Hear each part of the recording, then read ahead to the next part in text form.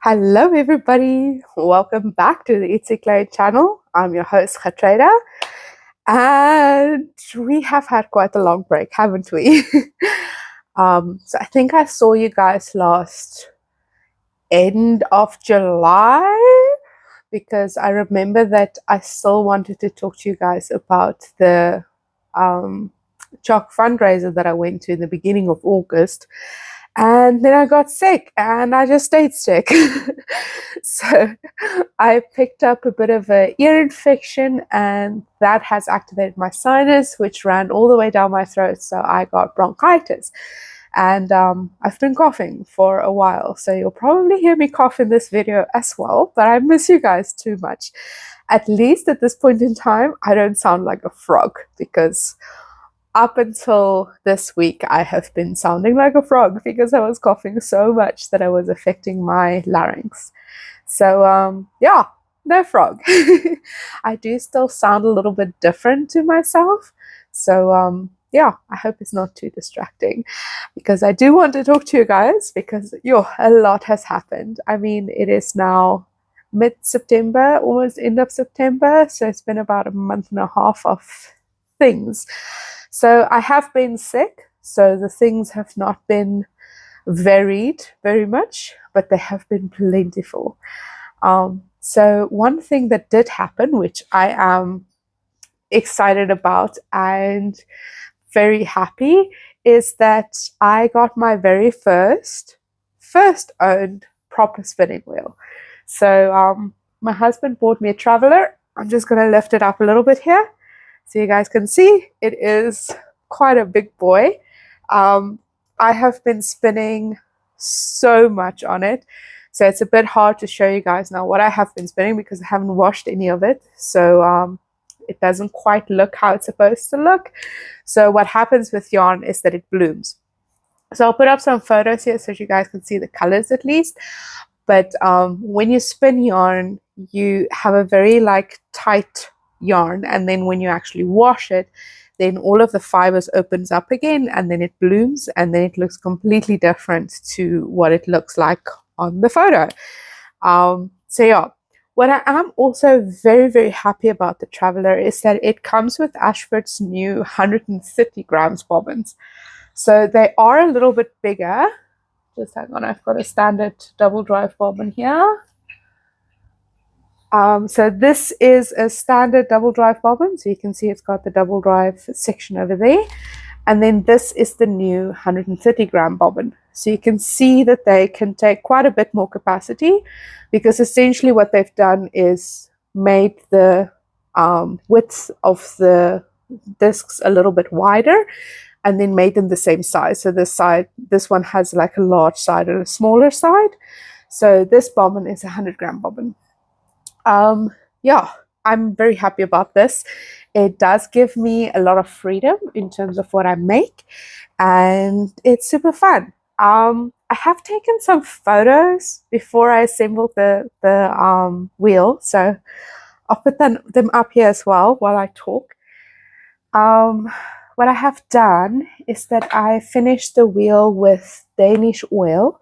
So it's a very interesting product. It is similar to wax in terms of the finished feel, that you can still feel the natural wood, but it protects it in a similar way than what varnish does. But varnish, it sits on top of the wood. So Danish oil actually pulls into the wood. That's why you can still feel the natural texture of the wood.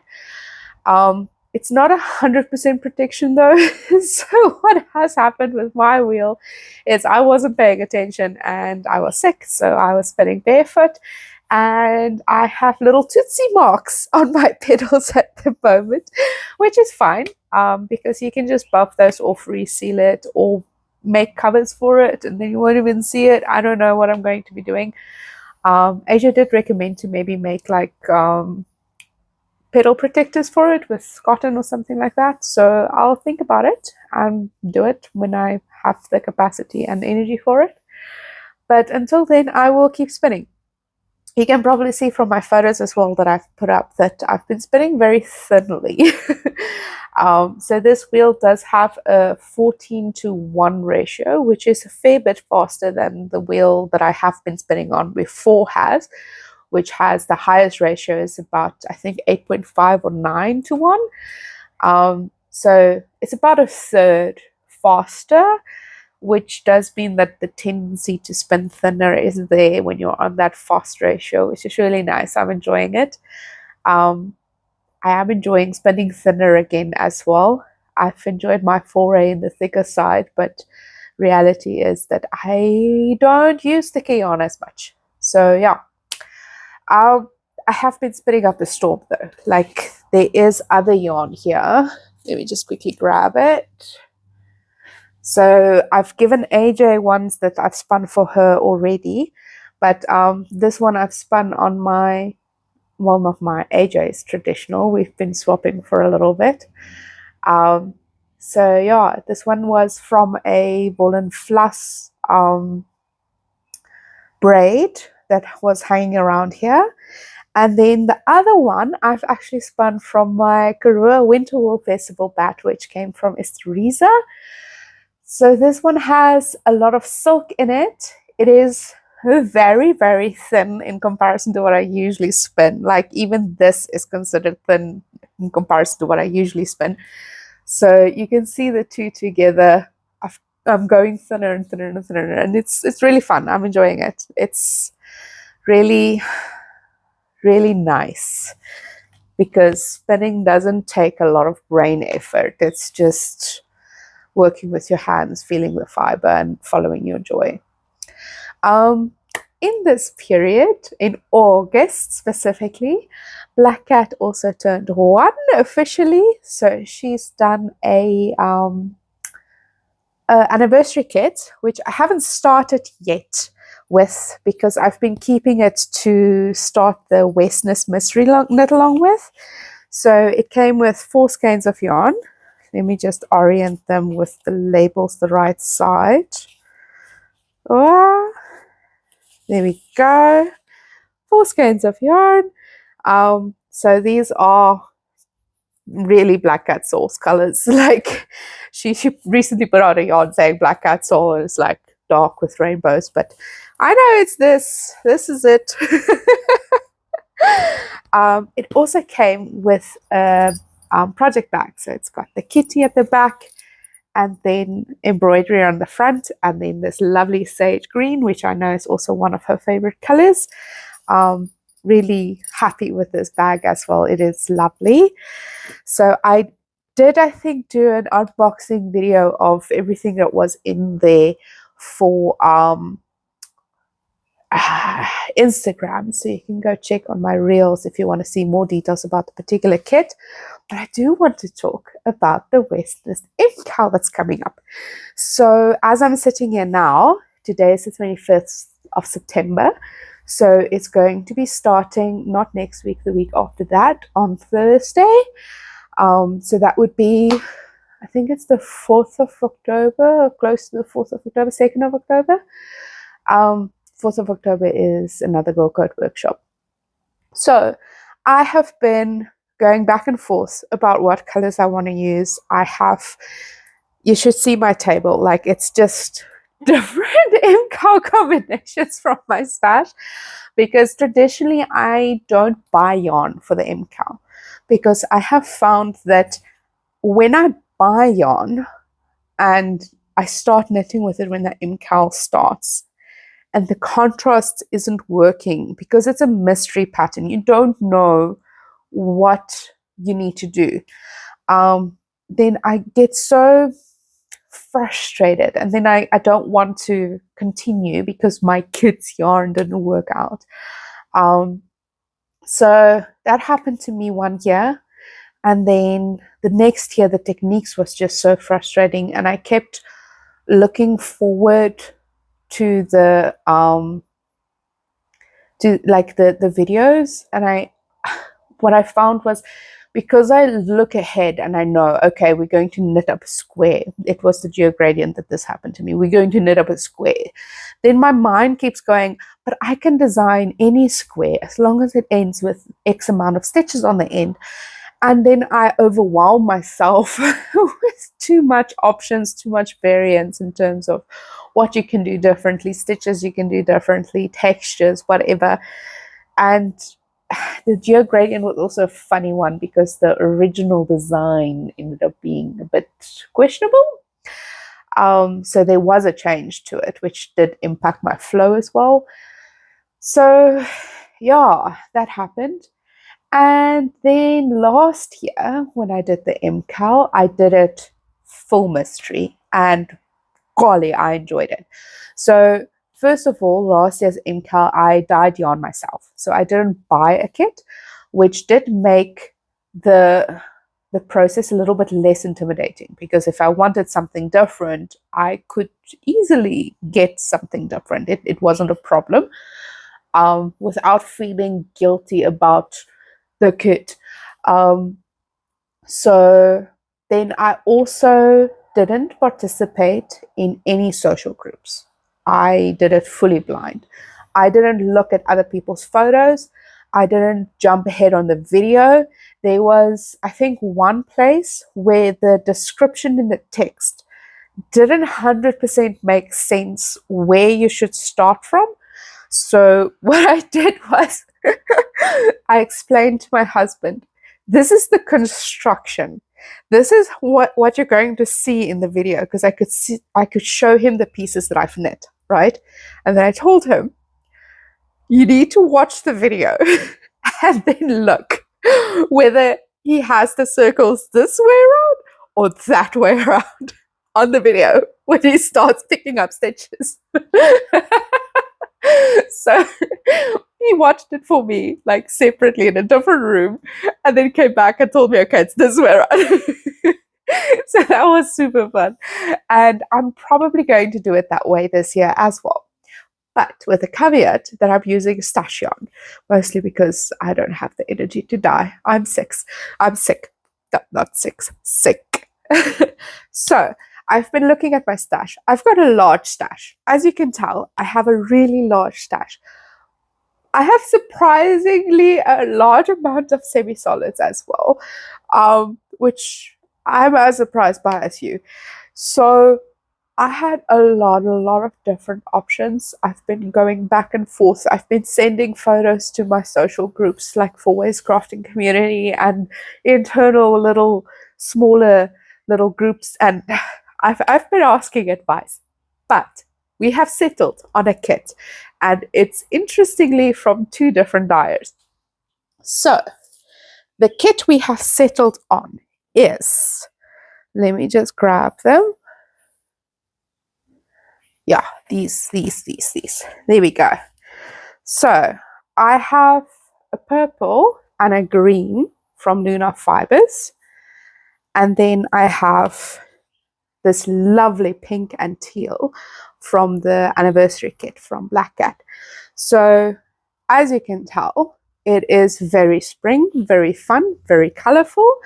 I quite enjoy this kit. This is going to be the kit that I'm going to use. So if the pattern drops and it starts working up and I decide, oh, some of these colors don't really work, I do have quite a few options that I can swap them out with. The challenge is that these colors, they have contrast, but not in tone. It's more in color. So I'm hoping that when they work up, they're going to work up fine. There is something that gives me a little bit of anxiety in terms of the contrast between the colors, where one of the taglines that he keeps saying, so this year's MKAL is based on music, so it's called MusiKAL. And Stephen keeps saying the notes, that your stitches are going to be your notes. So I know how music is written, in that it's lines and then there's the notes on the different lines. So I expect that there's going to be quite a bit of color play in between the different rows, stuff like mosaic or slip stitches or stuff like that. So I fully expect that kind of thing to happen. I don't know whether it would be between all the different colors. So all 4 of my colors do have quite a bit of contrast and they work together with each other all the time.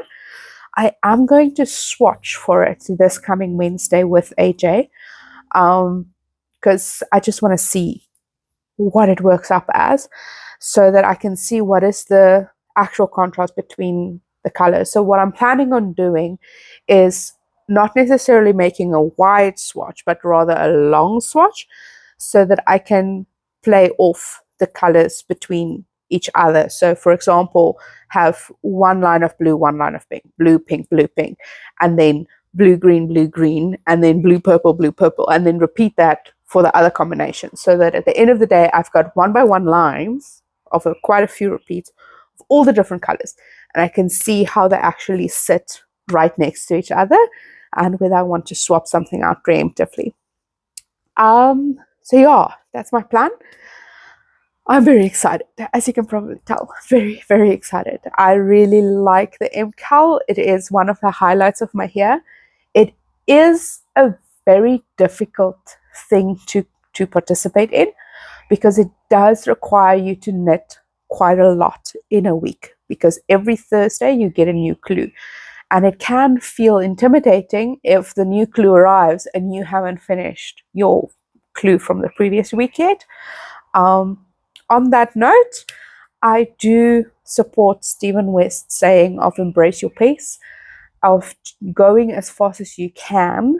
I do know that I can keep up if I knit most nights during the week and at least the full Saturday or the full Sunday or half day.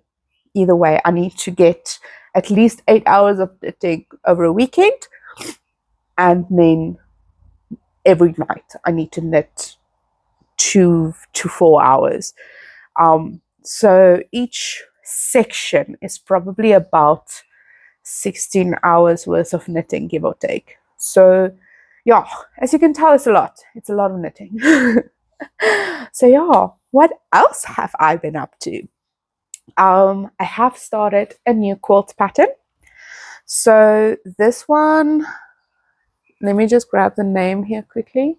It's called Stars in Bloom by Muna Tombi Designs is a designer name. So it's made up of flowers. So this is the floral blocks.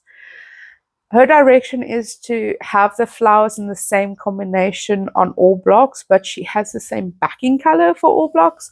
I have 4 different colors because my name's Gertruida. Hi, I like color. So what I have done is I've swapped the flowers around on each block. So when it's finished, there's definitely going to be some flowers that touch, some flowers that don't.